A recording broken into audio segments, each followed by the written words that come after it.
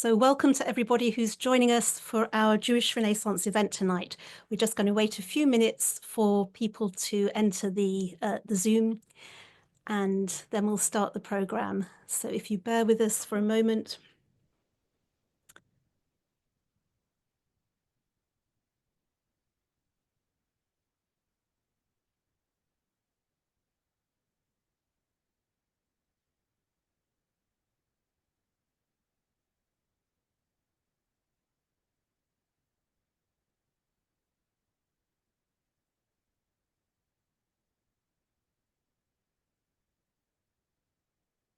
Hello to everyone who's joining us. We're just waiting another minute for people to enter the Zoom, and then we'll begin our program.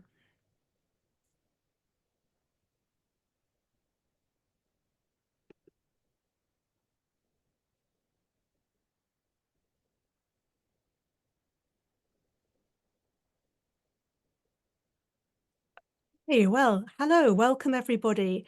Welcome to our event tonight. I'm Rebecca Taylor, the editor of Jewish Renaissance magazine, and it's lovely to be with you all tonight. Welcome to our event, which launches the spring issue of Jewish Renaissance, and it focuses especially on Iceland in our current issue. And tonight we'll be delving into Iceland's little known and fascinating Jewish history. So I'll be talking to you more about Iceland in a minute, but before we do that, I'd like to give you an idea of what else we have in the magazine. So I'm going to give you a whistle-stop tour of our latest issue and just look at some of the pages that we've got in other sections. So this is from our film section.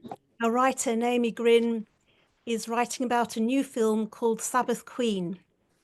And the film follows the journey of Rabbi Amichai, an Israeli rabbi. He grew up in an ultra-Orthodox family, but he became disenchanted with that tradition, and he spent the last few decades creating his own religious practice and community. And this is a practice that embraces his own gay identity, as well as that of Rebbetzin Hadassah Gross. And the Rebbetzin is a drag persona that he's created to help further explore a different way of being Jewish. So Naomi speaks to the filmmaker Sandy Dubosky and to the rabbi, and it's a fascinating read. And just hello to those of you who are joining us. If you can keep your mute turned off, please, while we're speaking. Thank you. Okay, so moving on to another section of the magazine, our art section. So last October, I visited the Town Gallery in Eastbourne on the south coast of England, and I saw a terrific art show there that's curated by the broadcaster David Dimbleby and his daughter Liza. It's called Drawing the Unspeakable, and that subject matter might sound a little depressing. It's the response by artists to the darkest aspects of being human. So looking at war, death, displacement, and exile.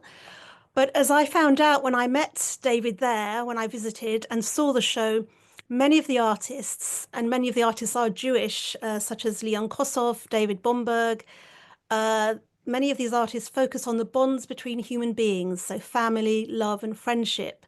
So it's a surprisingly uplifting experience.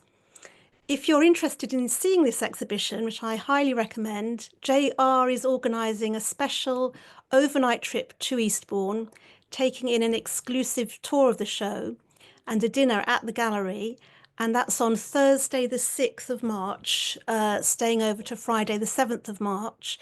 You can see more information about that on our website, jewishrenaissance.org.uk. And we're going to be hearing from our executive director, Aviva Dorch, at the end of this programme, and she'll tell you more about this and events that are coming up. So moving on in the magazine to our book section, I was delighted to have a very beautiful essay from the poet Ilya Kaminsky. He's written a number of collections about his experience, mostly growing up in Odessa. And this article talks about his growing up under the Soviet Union in the Ukraine, in Odessa.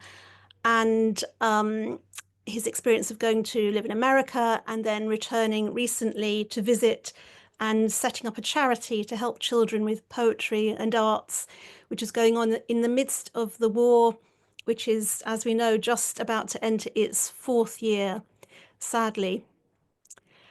Then moving on through the magazine, we have a section at the near to the end of our review section called Sephardi Renaissance. And here we look at Sephardi culture around the world. And in this issue, we're looking at a new exhibition. It's an online exhibition. And that exhibition is about Jewish culture that existed in the Kurdistan region. And the show also looks at the experiences of Kurdistan Jews who are now living in Israel, and it explores how they're keeping that Kurdistani culture alive. So it's a fascinating exhibition and a lovely piece to have. So that's a few highlights from our current issue. But of course, tonight you're here. One of the reasons you're here is to hear all about Iceland. So that brings me on to that Arctic island. And the reason that I chose Ireland, well, my interest was sparked because one of our readers, Hilary Finch, who might be with us tonight, I hope she is, she sent me some information about a new book that was uncovering the story of three Jewish musicians. They found sanctuary in Iceland at the outbreak of World War II. And it's a really incredible story. I hadn't heard about it. I thought it was fascinating. And once I heard about this, and we'll hear in a minute from Árni, who is the author of the book, we'll hear all about that in a minute. But once I started looking into the subject of Iceland, I discovered there was a Jewish community there now. And it was a growing and a thriving community. It's very small, but it is growing. And it seemed a fascinating subject. So we'll be delving into this rather snowy world of Jewish life and culture in an unlikely place. And to introduce you to Iceland, we're going to start by watching a short video made up of some of the aspects that I came across while I was researching this issue. Just to tell you a little bit about the things you're going to see and hear in the video. So we're going to start by hearing some lovely music. And this is the music of Iceland's ancient bishop and patron saint, Thorlakur. I forgive everybody who is from Iceland. My Icelandic is perhaps not quite up to scratch, but I'm trying my best.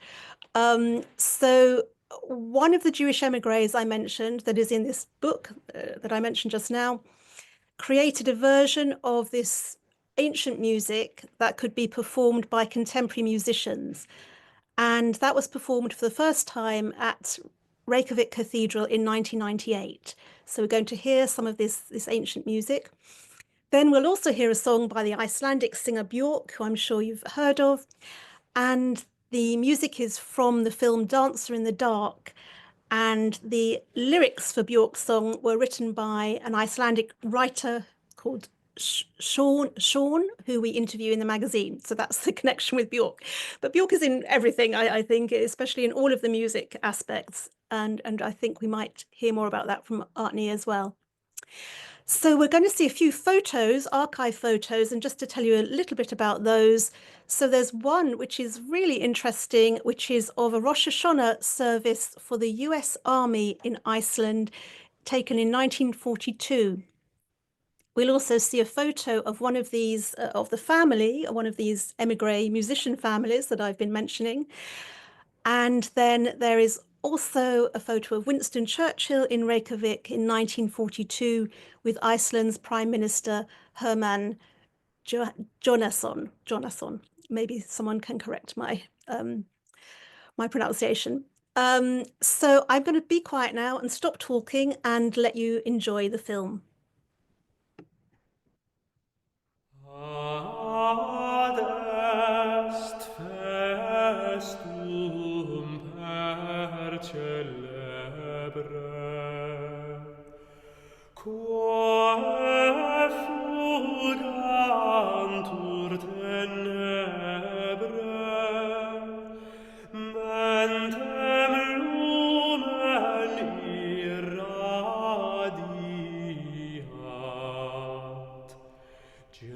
devota tripudia.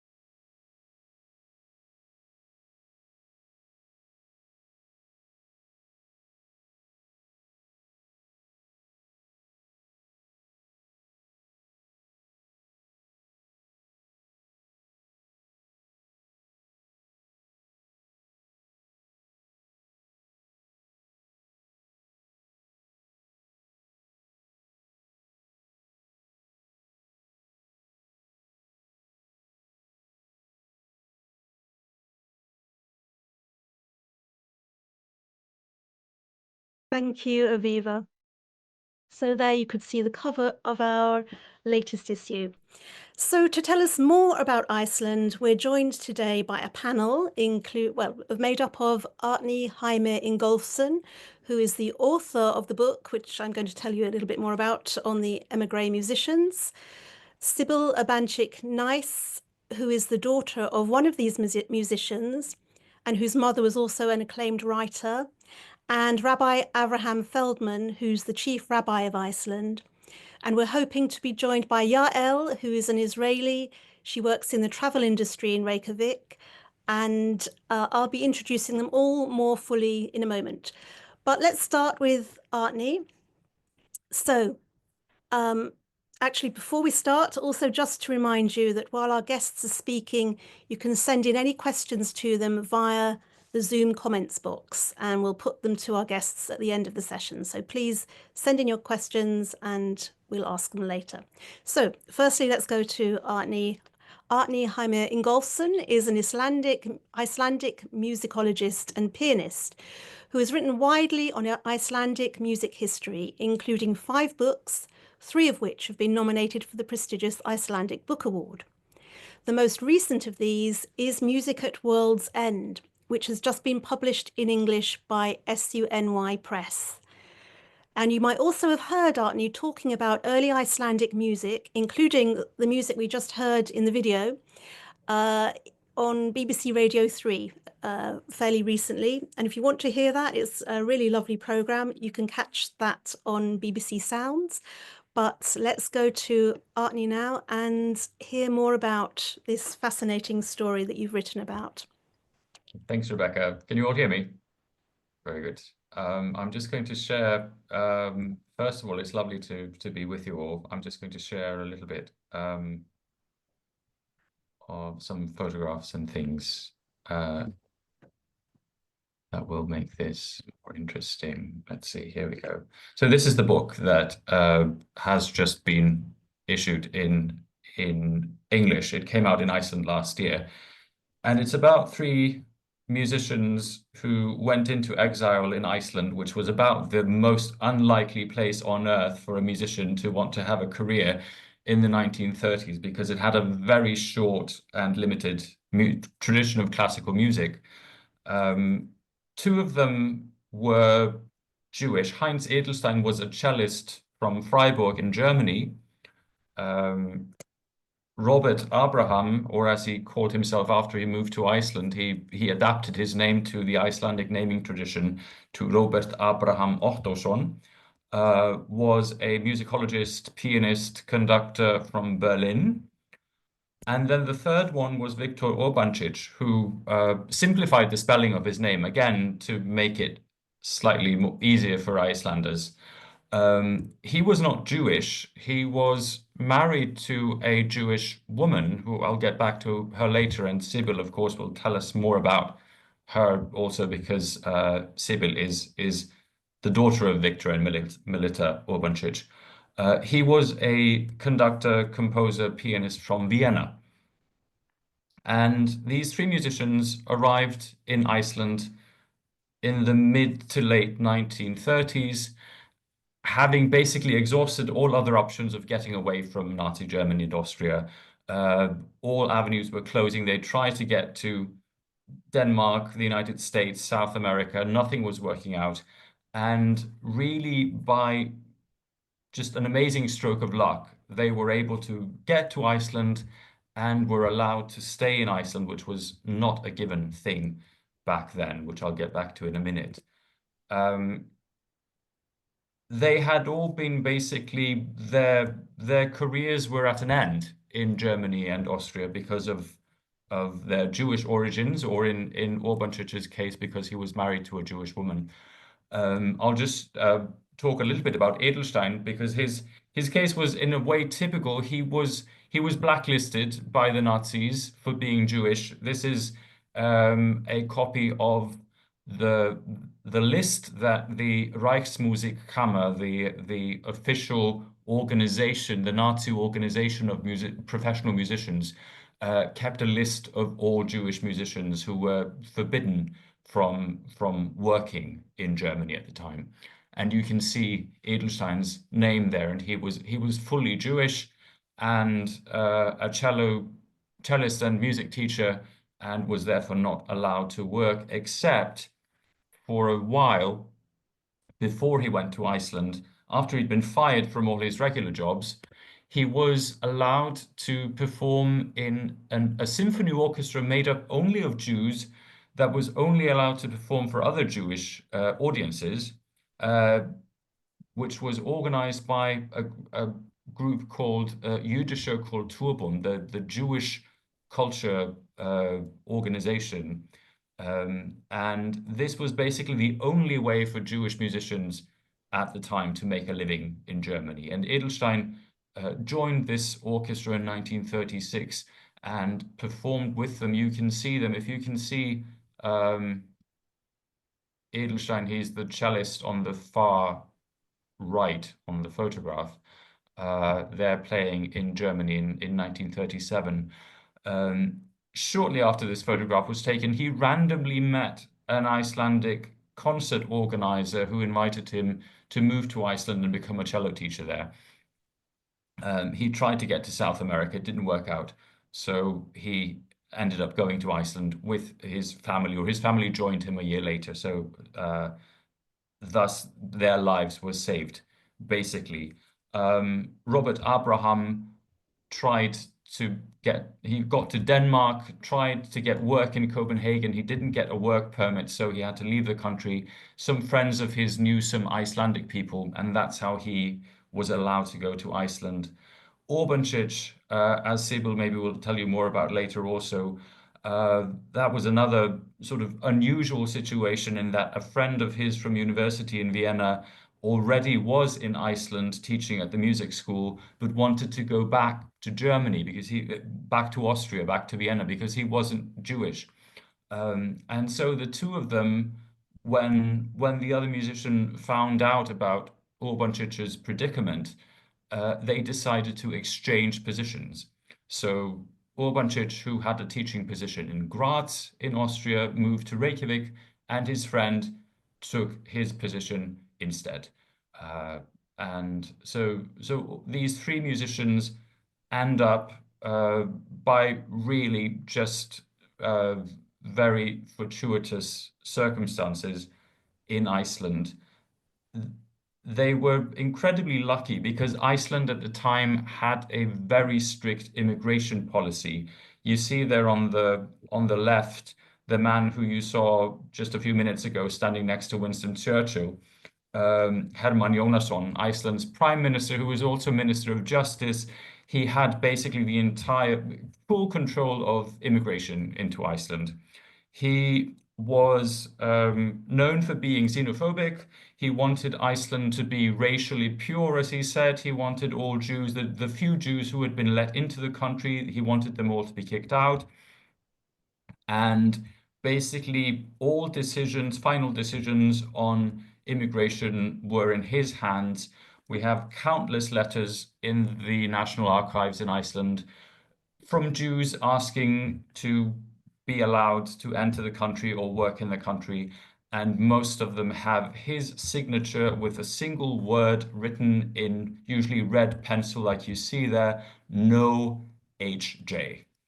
So thus they were refused. This letter actually is one of the few happy stories, because in the end, even though he was rejected, this man called Hans Mann was allowed to stay only because his deportation was delayed until 1940, by which time the British troops had arrived in Iceland and the Brits refused to send him out of the country. So that's at least another good story. But there were plenty of Jews that were refused entry into Iceland at this time. My book, I wanted to write a book that wasn't only about music in the narrow sense, but really more about people and their fates and how they managed to survive in these incredibly difficult circumstances, about the people who tried to get there but were unsuccessful, also about the musicians' families, including their wives, who you see here, Melita Urbancic on the left and Charlotte Edelstein on the right. Women, obviously, especially in Iceland at the time, had a much more difficult time integrating into society. They had less of, let's say, a social atmosphere to work with. I mean, they worked within the home. Melita, as we'll hear about later, I mean, she was a wonderful, wonderful poet. Charlotte Edelstein on the right never really found sort of her. She never really felt like she belonged in Iceland, and eventually she remigrated to Germany in the early 1950s.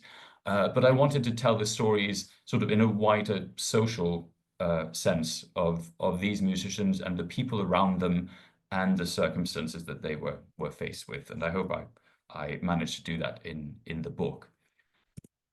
These musicians were incredibly successful and influential in creating a music scene in Iceland, which was a country that basically had very little knowledge of classical music before they arrived.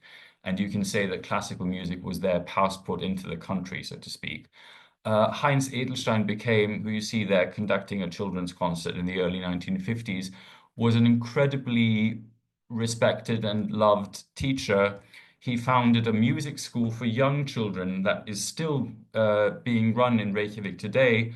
And among the people who have studied at that school through the years are the singer Björk and the pianist Víkingur Ólafsson, if you've heard of him as well. It's an incredible institution still today in providing music education to young children.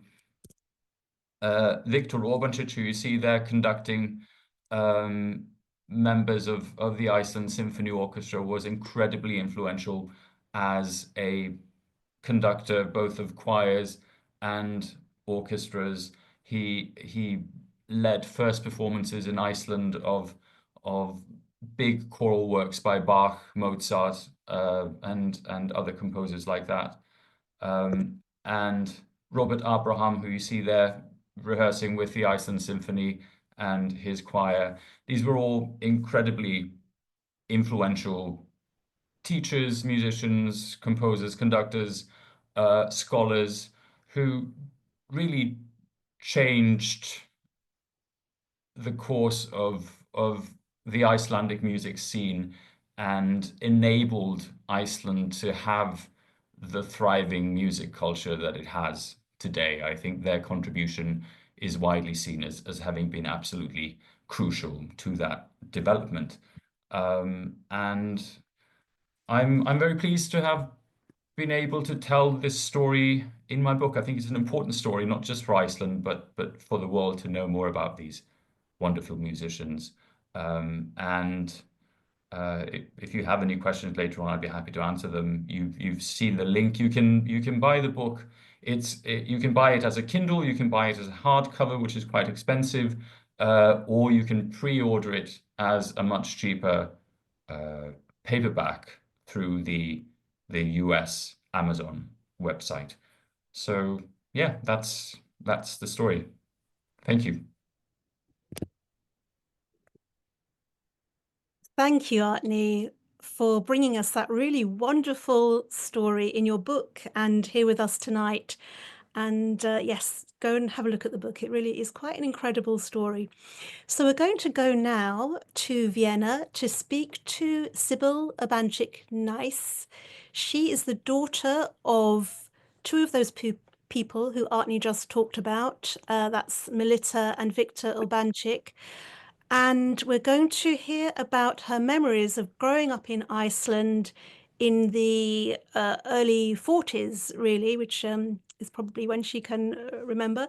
And this remarkable story of being a Jewish refugee at the time of the war in Iceland. So we'll go over to you now, Sibyl. I'm just going to introduce you. Sibyl was born in Graz in Vienna and grew up in Iceland after her father, a musician, Victor Urbancic, and her mother, the writer Melita Urbancic, fled there after the Anschluss in 1938. She is a musician and choir master and has given organ and harpsichord recitals and led choir performances around the world. She's also a tutor for contemporary choir music, and she trains choirs, she teaches Feldenkrais, and she founded and directed the ensembles La Capella and Voces Vienne, and started Nano, a choir school for children. So let's go now to Sibyl. Good evening. Hello.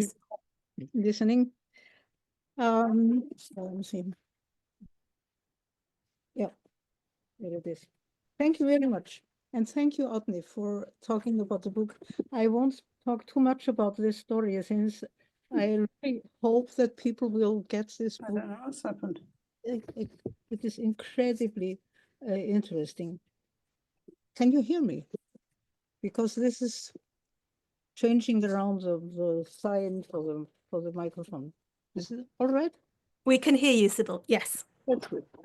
Well, when we arrived in Iceland, I was born in Graz when my father was teaching there at the conservatory and conducting at the opera and teaching also at the university. And we arrived in Iceland in September 38. And I must say, I was very interested in what I read in the magazine about the Jewish community that I didn't know anything of. When we arrived in 38, there was no such thing as a Jewish community. We knew some Jews. For instance, Hans Mann, that Árni just showed the letter from. As a matter of fact, those musicians too, and a few others. In the capital of Reykjavik, you must imagine, at this time had 37,000 inhabitants.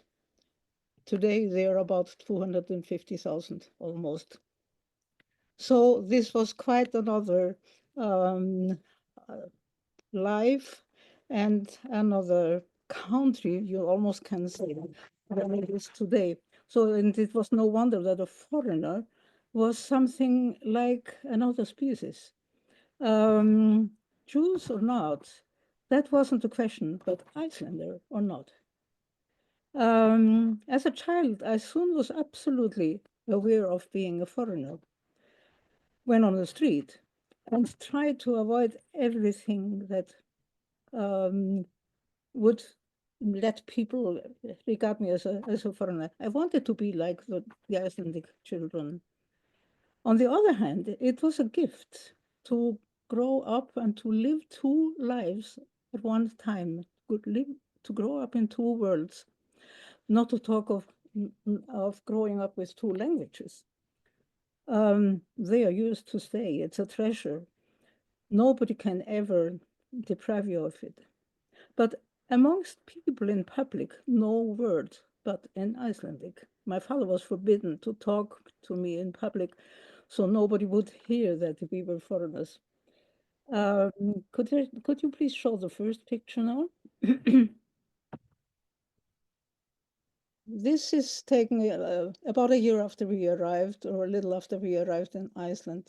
My elder siblings, my brother Peter and my sister Ruth, and me in the stroller. And you can see the house on the right hand in the background is the government's house, where still today the government's meetings take place.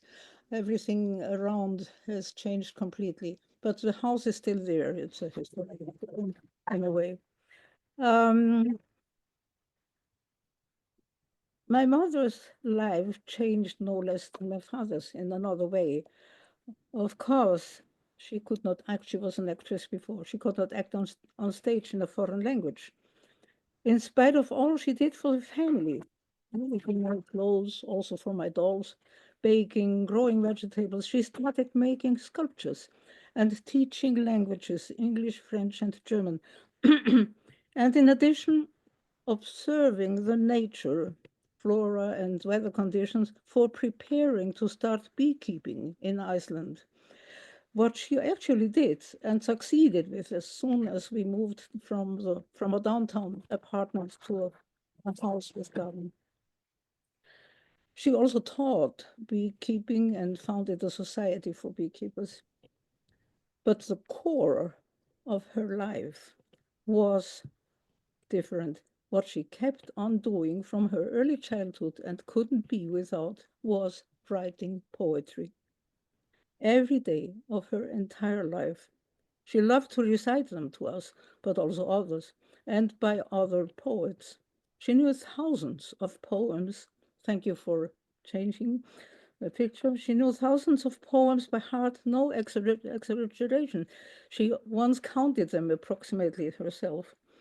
In 1944, my mother had to stay in a hospital for a rather long period of time. That's where this picture is taken. While there, she wrote some poems in English, which was the language she used speaking with her medical doctor. You can see one of the poems in the magazine next to this photo. Most of her poems and other writings are in German, though, never in Icelandic. But she loved Icelandic poetry and translated some poems to German and English. Until the Icelandic writer Sjón, you may have read about it in the magazine, discovered her, little was known of her in Iceland. My mother led an unusually secluded life in spite of all her activities and correspondence with friends all over the world due to the emigration in the 30s caused by the National Socialists. She died in February 1984, 26 years after my father. My parents' descendants are spread over European countries, the United States and Canada, and of course, in Iceland. In 1999, my youngest sister, born and living in Iceland, organized our first family reunion, which we have repeated in a 4 years interval in different countries where descendants live. The last one took place in Iceland. Please show the picture. In Vestmannaeyjar, the island south of Iceland. The next will be held in Austria in 1927. As you can see, the family has grown considerably. You can see the four of us, the siblings, our parents' children, in the middle of the front row. We are prepared for about 100 next time. There were over 80 in last time, some were missing, but next time, since the family constantly is growing, we think there will be more than 100. Thank you for listening and for your attendance. I hope there was something interesting for you in what I had to tell you. Thank you, Sibyl, for your wonderful story and that beautiful photo. How marvelous to see that the family's grown and thrived in Iceland after fleeing all those decades ago from Nazi Germany and Austria. It's a really lovely story. Thank you. We'll no doubt come back to you soon with our questions at the end, but I will move on because time is moving on. So let's go now to Rabbi Avraham Feldman, the Chief Rabbi of Iceland. Rabbi Feldman graduated from the Rabbinical College of America and has served Jewish communities in the United States, Europe, and Australia. He was also the rabbi and director of the Jewish Student Center of Berlin before moving to Iceland with his family in 2018. He's based in Reykjavik, and there he teaches Jewish values, history, and traditions in the community, at local universities, and on various media platforms. His efforts were instrumental in Judaism becoming a recognized religion in Iceland, and he is now developing Iceland's first Jewish center. So, hello, Rabbi Feldman. We're very delighted to have you joining us tonight from Reykjavik, I think. And I'll hand over to you. And please tell us a bit about your community and Jewish life in Iceland. Hello, everyone. Good evening. Thank you very much for having me. Pleasure to be here this evening. So Iceland is a beautiful and very unique place. They call it the land of fire and ice and the midnight sun. So that already sounds very epic. And it is definitely very epic. We have a very beautiful and diverse Jewish community. People from many different backgrounds. We have Icelandic Jews from several generations back, and we have Jews who settled here more recently. There has never been a synagogue in Iceland. There's never been a formal community, a Jewish community in Iceland. Even though Jews lived here for a long time, there's never been a rabbi, there's never been a mikvah in Iceland. So there has been close to no Jewish infrastructure in Iceland. But nevertheless, Jews in Iceland did their best to get together from time to time to celebrate holidays, to celebrate life cycle events. And sometimes they had more resources, sometimes they had less. Sometimes they couldn't get their hands on matzah. Sometimes they couldn't get their hands on Hanukkah candles. But then there were many times when they were able to get the things that they needed and celebrate the way they wanted to. So it's always very inspiring to me to hear about some of these stories, how Judaism was celebrated here, even when it was not easy to find the resources needed. Over the years, Iceland did have some visiting rabbis who would come, in some cases, to the Keflavik military base, in some cases to Reykjavik, to the capital city. And I'll talk a little bit more about that in just a moment. So a little bit of Jewish history. So we get a little bit of background and context to how how the community came together, how it came about, and how it came to be the way it is today. So what I usually like to mention when I talk about Jewish history in Iceland is the Icelandic word for a Jew. It's a very interesting word. And the word is gyðingar. Gyðingar is a derivative from the word guð, which means God. So I think that's pretty cool that Jewish people, the word for Jew is like God. So that kind of shows how, we all have a soul, we all have a neshama, a piece of God inside of us. So I think that's a pretty cool word for the word Jew. There has been a Jewish population in Iceland since the late 1800s, in small numbers, but Jews have lived here for close to 150 years. I'm going to show a few photos if I have sharing permission. I'm going to try that. I think I do. Let me see if I could turn this on. Bear with me for 10 seconds. Okay.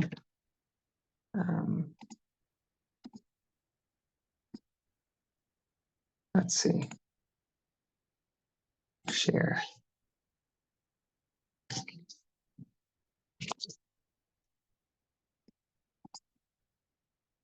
Okay. Okay, I think it's working now. So on this photo, you can see the first skyscraper of Iceland. And this was built in 1916, if I remember correctly, by a Jewish Danish businessman who moved to Iceland. And this is the first skyscraper. You can see it's 1, 2, 3, 4, 5 stories tall. First tall building in Iceland, and it's also the first building to be built with electricity. So I think that's pretty neat that Jews have brought light to Iceland, physical light, spiritual light, and hopefully we continue to do that.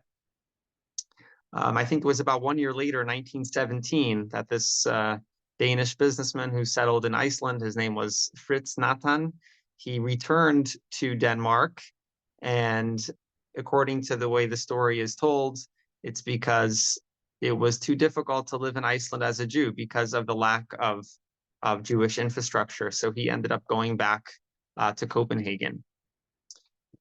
During the Holocaust, there were a handful of Jews, unfortunately, who were deported from Iceland. There were a handful of Jews who were allowed to come to Iceland to seek refuge.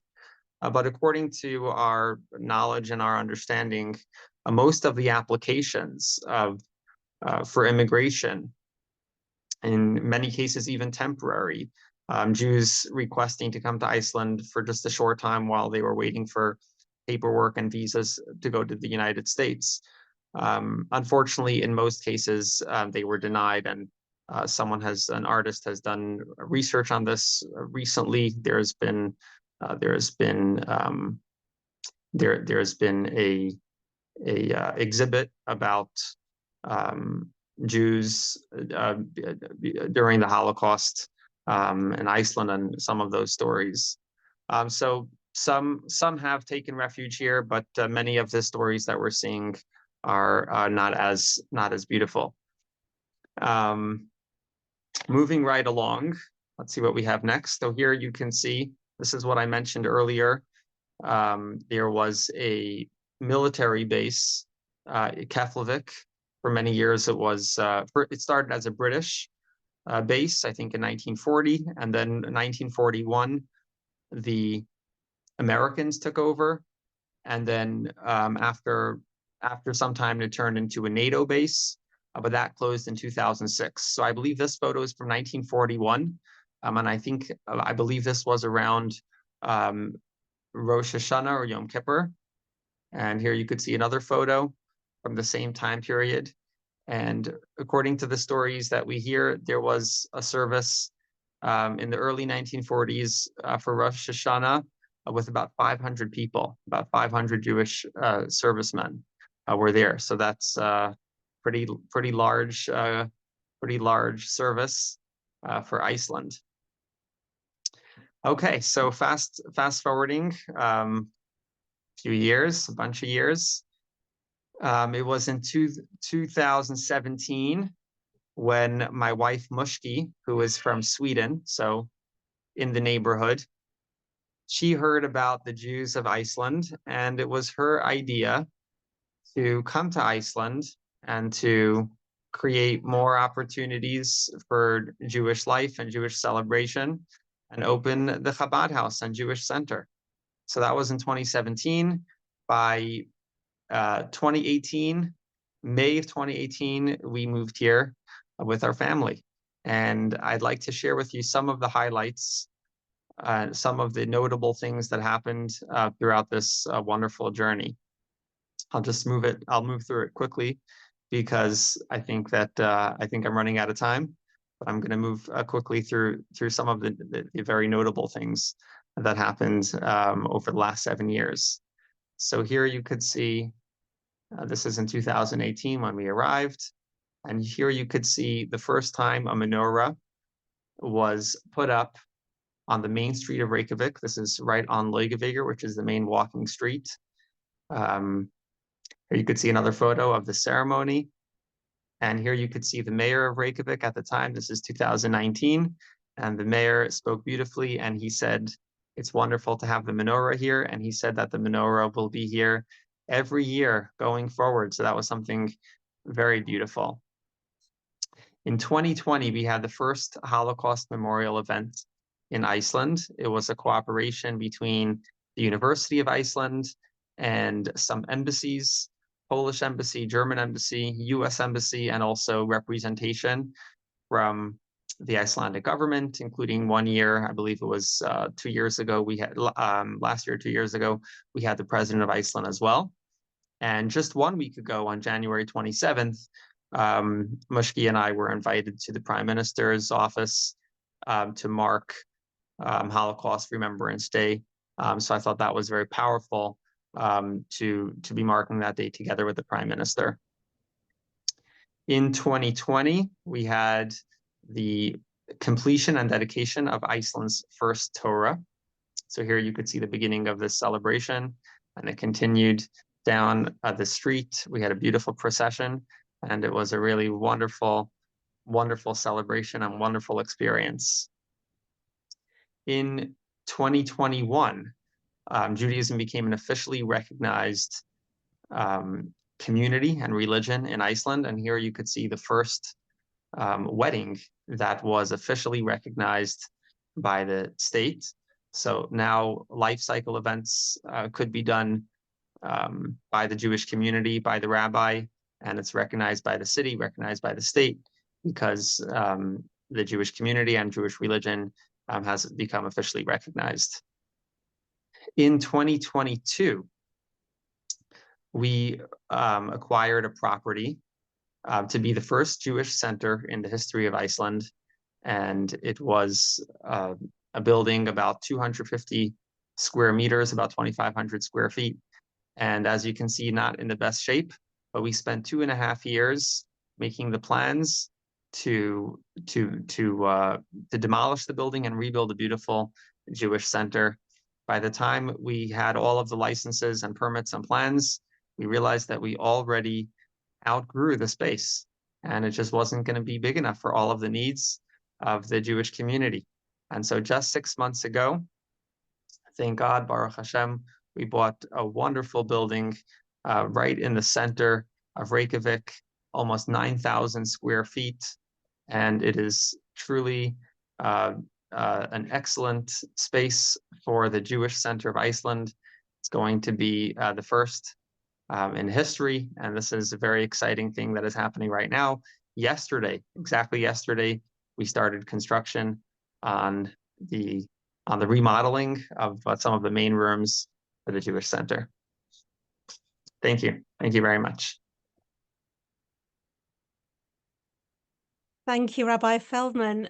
And wow, Mazel Tov on your new building, a new center. That is so impressive. And indeed, everything you've been doing in Iceland is lovely to hear about. Those photos were really lovely to see how the community is integrated in Jewish life in Iceland. It's very good to see.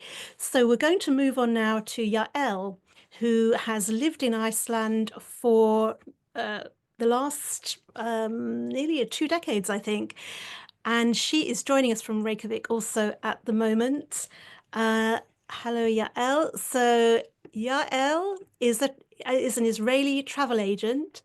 She has her own agency in Reykjavik. She moved to Iceland in 2014, and she emailed me and she said, my arrival to Iceland was just a spontaneous adventure that became a life here with an Icelandic man, kids, and a mortgage. So I thought that was a nice description of her life. She summed it up very nicely. She's loosely involved in the Jewish community, attending a weekly Torah study and coffee organized by Mushky, the rabbi's wife, who we've heard a little bit about. And she also celebrates her traditions with her 2 children. Sorry, Yael. Oh, she also says, I'm mostly happy in Iceland because it's very relaxed, safe for kids, and I have many friends here. So to tell us more about what it's like as an Icelander, an Israeli Icelander living there today, we're going to go over to Yael and her baby, I think, as well, to tell us more. Over Hi, to you, Yael. hi. Sorry, he ruined the plans. He was sleeping and he woke up. And the thing is that I don't know who else is in Iceland now apart from Rabbi Avi, but there's a really, really big storm. It's like red alert today. So his father and sisters are up north and they're in a way stuck with the family north, but it's just the two of us here. Okay, well, tell us what you Not can. every day that you have this red alert. It's like actually the first time for me here in Reykjavik, and I'm here for like 10 years or almost 10 years. So, no, sorry. Yeah. So Don't worry, Yael. You can just tell us a little bit about your life there, and yeah. So you said Icelander Israeli. I really don't see myself as Icelander, and not because I don't want to. It's because this is just not who I am. I mean, I'm still in a way finding new things that I didn't know about the Icelandic population. So even though I live in Iceland in the house, my life, my social life is mostly amongst Icelanders. I still like feel that I didn't decode them yet. I'm not feeling one of them yet, and I don't think I will. I will never will. I came in a fairly late age, like in my early 30s. So I really would not say I'm Icelander, but maybe I'm more objective about them because I do live with them, and my life is mostly like handled in like amongst Icelandic things and everything. But as you say, like life here are very, very relaxed. At least where I live. I live in the southern part of Reykjavik, so in one way it's quite close to the center of town. But from the other hand, it is like fairly more area of residents, of just like not that many touristic attractions around. Also, it's like I think it's like most homogenic. Like I think me and another Colombian guy married to Icelander, we are the darkest people in the neighborhood. So all around here in the area of Skerifjord and Vesturbæjar. And like if we have a cafe here and you see if tourists come and see a lot of like baby stroller and prams outside, they look in it and then it's covered, but I tell them, there's a baby inside. And there's like, no way, you're lying to me. And say, no, Icelanders just put the baby outside of the cafe or the shop and get in and leave them outside. And they said, what? This is so weird. And I think, no, this is the normal. The weird thing is to be afraid of that something will happen. So every time my mom comes here, she said, my mom lives in Israel. She said, no, I'm not doing this. I'm not doing it. You leave them outside. She always take them in, the kids, or she's outside. But I'm really, really happy. It is still the way it is.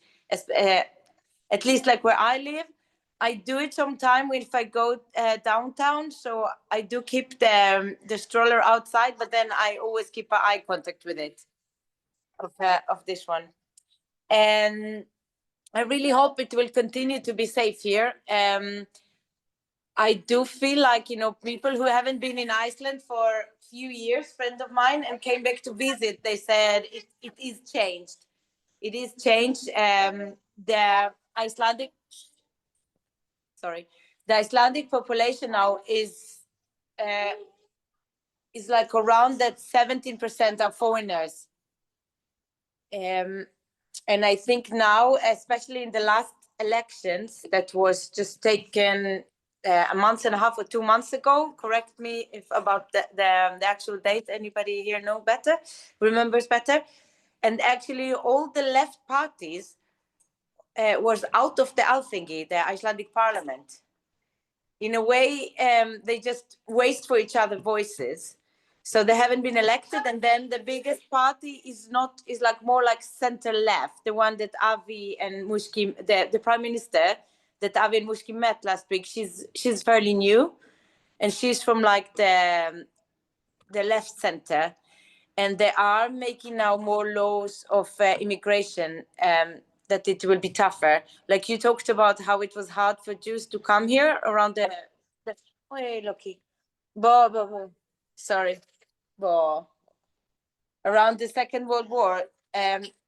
So in a way, I feel a bit bad with myself now, because I'm thinking about those Jews.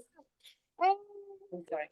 About the Jews that can be saved. And from the other hand, you know, today, who are the immigration that will come?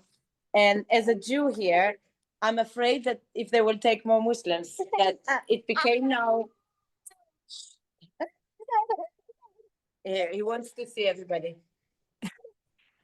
So Yeah, shall we leave you with your baby? I will just Maybe put some questions particularly to you in a minute. yeah. Maybe let's go to the panel, and we can, if there are specific questions, because your baby's looking a bit restless. Okay, so thank you. Well, tuck.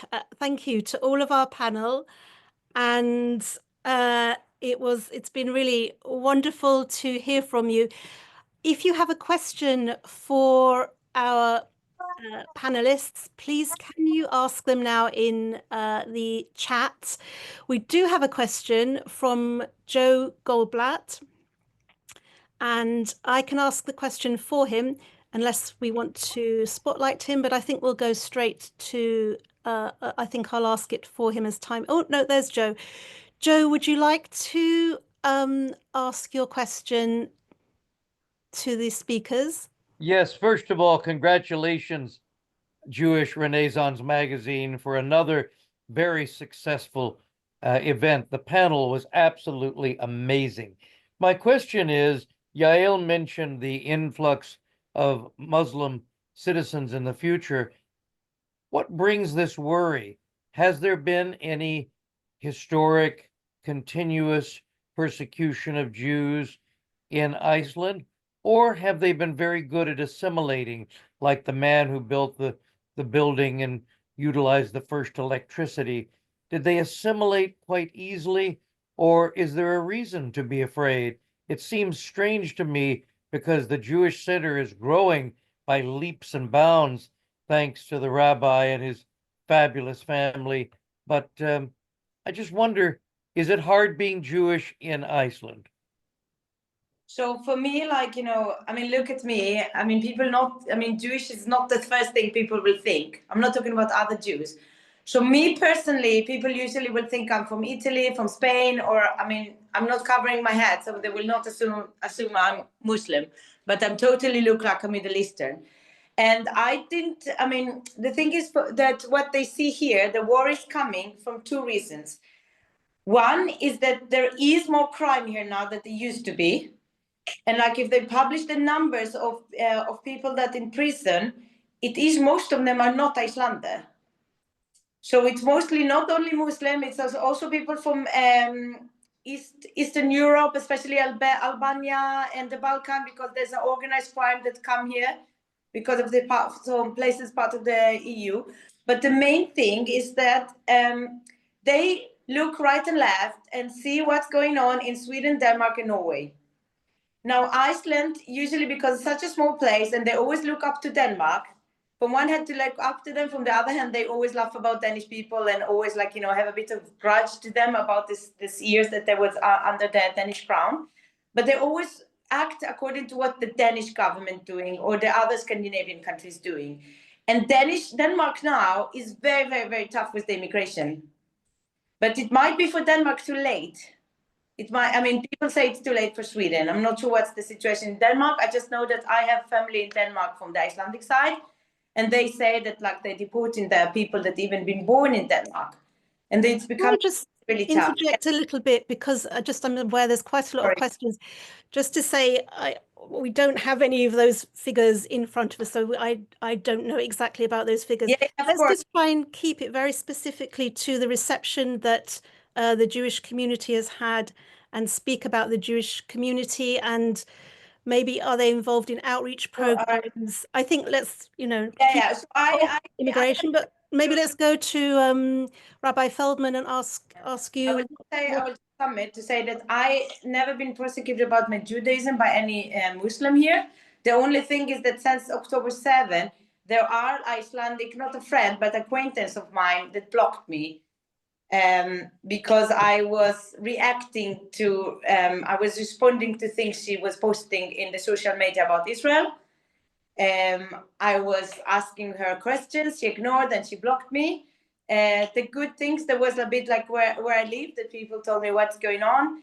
In the bottom line, I think other people are friends with her than with me. But Okay. only my experience. Yeah, I'm gonna just move on a little bit because I suppose those experiences have happened around the world to some degree and not in other degree. So let's just move on and hear some of the others' experience. So Rabbi Feldman, what would you say the relationship is like with the wider community? Do you talk about being Jewish in schools? Is it something people know much about? So, of course, people recognize that I'm Jewish. I always walk around the same way. And I do speak at local universities and schools, and I find that people in general are very welcoming and interested. Iceland is a very safe place in general, and I think Jews feel pretty good here. But I will say that especially since October 7th, Jews in Iceland there have been cases of discrimination, and there have been small incidents of anti-Semitism, but it may be in some countries it would be considered very tiny. But for Iceland, because Iceland is such a safe place, for the Jewish community, it's considered to be something a little bit more serious. So we have had situations of discrimination, unfortunately. And that is one of the things that we talked about with the Prime Minister, how to combat hate speech and anti-Semitism was one of the things that we talked about. Thank you. That's interesting. Would Sibyl or Árni like to add anything else about that subject? Okay, I've got some specific questions I think maybe to the rabbi. Do you have Jewish functionaries such as a shochet, a mohel, so people who can perform circumcision, who can give the possibility of kosher meat? And also, I was very interested, I think we must mention the mikvah situation, Rabbi Feldman, which was of great interest to me because you mentioned it's in a hot spring, which sounded a wonderful place to have a warm bath. So maybe you can tell us what's there if you go, if you're a Jewish person, maybe you're visiting or living there, what is there that is part of the Jewish infrastructure? Sure. Great question. So first of all, we do not have a shochet in Iceland, and I don't slaughter. And as far as I know, it is not legal according to the regulations to do slaughtering. Here they stun the animals, but we import. For the last 6 years, we've been importing lots of kosher meat, mostly from France. So we have plenty of kosher meat for anyone in Iceland who would like. And we do have families who've started eating only kosher meat since it became available. So that's really great. We also don't have a mohel, and I'm not a mohel either, but we're really, I think we're pretty close to some of the very large Jewish communities. And the last time we needed a mohel, we had a wonderful mohel fly in from London, and that's only about a 2.5-hour flight. So that's really convenient. And from what we've seen, they're ready and available to help smaller Jewish communities, even if they have to travel. In terms of the mikvah, so we do not have a regular mikvah in Iceland, like the beautiful ones you expect to see in large Jewish communities. Instead, we've been, over the last 7 years, we've been using one of the natural hot springs of Iceland. And that sounds really cool. And sometimes it is really really cool and fun. And sometimes you could even see the Northern Lights while you're in the mikvah, and you have the naturally heated water. But it is also somewhat challenging. It's an 1.5-hour drive each way from the capital city, from Reykjavik.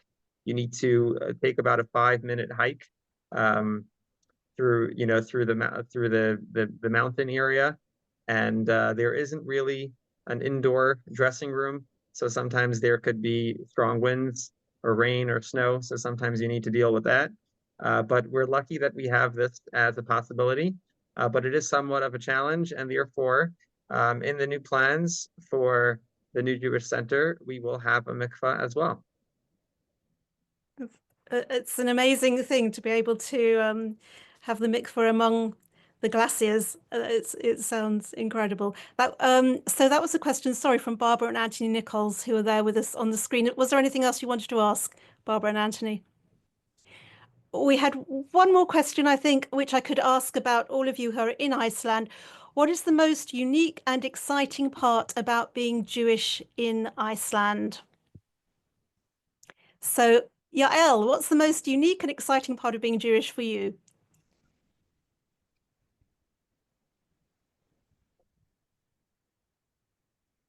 We can't hear you. Can we unmute Yael? Okay, hi.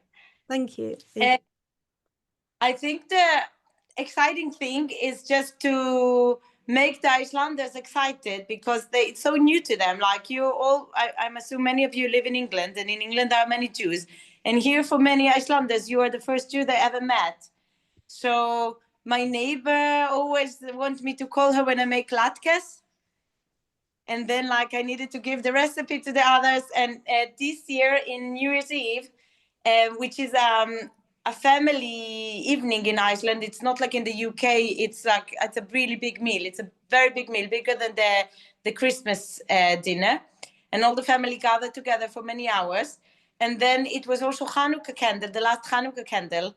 So we light up the Hanukkah. I was with all the extended family of my partner.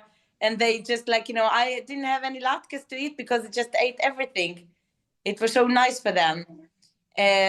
But from the other hand, nice, and they're not that enthusiastic, and I'm still working to change their opinions about Israel. That an Israeli. That's still some work to do. They eat in the lie of the lies about Israel, unfortunately. Well, hopefully they'll eat your latkes and they'll have a different opinion of some of the culture that we have. So, Rabbi Feldman, how about you? What's been the most surprising and exciting thing about Iceland? I really like what Yael just said, because people are really fascinated by Jews. I remember 7 years ago, just about soon after we got here, I was introducing myself to someone, and they said, are you like a Jewish pastor? And I was like, well, sort of. So sometimes, like Yael said, you're the first Jew that they're meeting. And I think it's really cool, because it's an opportunity to make a first impression. I always tell Jews who live in Iceland, or Jews who are visiting in Iceland, especially, you're wearing a kippah and you look Jewish. When you meet people, it might be their first encounter with a Jew outside of television.